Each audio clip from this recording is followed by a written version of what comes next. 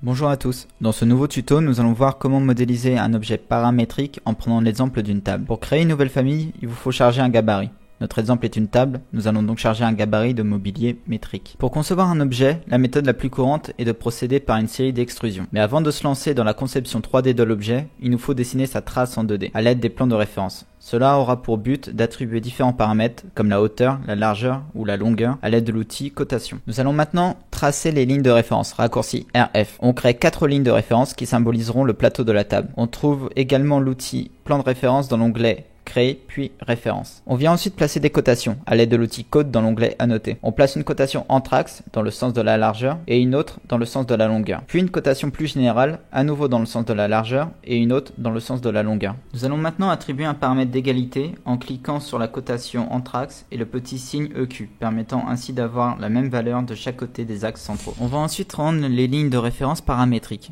grâce au code général. Cliquez sur la cote de la longueur, allez dans Libellé, ajoutez un paramètre et rentrez le titre de votre cote. Dans notre cas, longueur. Validé. Faites de même avec la cote de la largeur. Ajoutez un paramètre, largeur, puis validé. Nous avons nos cotes paramétriques, longueur, largeur. On peut maintenant aller en élévation, créer une nouvelle ligne de référence, une deuxième. Cette deuxième ligne sera l'épaisseur de notre plateau. Créer une nouvelle cote dans Annoter cote alignée. Cette cote permettra de délimiter la hauteur de la table. Une deuxième cote pour délimiter la hauteur du plateau. Ajouter un paramètre, hauteur, table, puis valider. De même pour la cote de l'épaisseur, ajouter un paramètre, EP, valider. Nous avons l'ensemble de nos paramètres pour le plateau de la table. Retournez dans le niveau, créer une extrusion, outil rectangle. Maintenant, l'important est de valider tous les cadenas sur les plans de référence, comme ceci.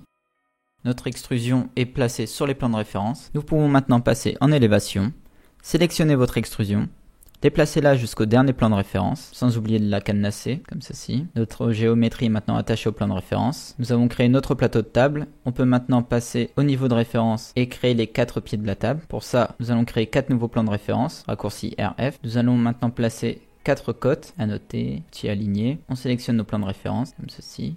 Sélectionnez vos 4 nouvelles cotes. On va leur ajouter un nouveau paramètre. Ajouter un paramètre, nom, section. Cela permettra de dimensionner vos pieds. Nous pouvons maintenant placer une extrusion sur ces nouveaux plans de référence. Créer, extrusion, outil rectangle. Placez-vous sur vos plans de référence, cadenasser. Si vous n'êtes pas sûr d'être placé sur vos plans de référence, vous pouvez utiliser l'outil aligner. Sélectionnez votre plan de référence. Sélectionnez l'une des lignes de votre extrusion, comme ceci. Sélectionnez votre extrusion, copiez-la de l'autre côté de la table. Outil aligner, plan de référence, ligne d'extrusion.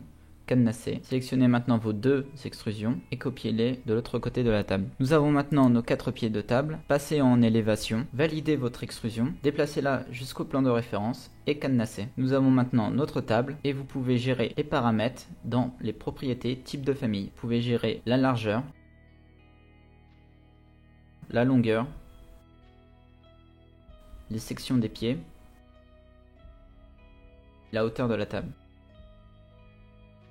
et l'épaisseur.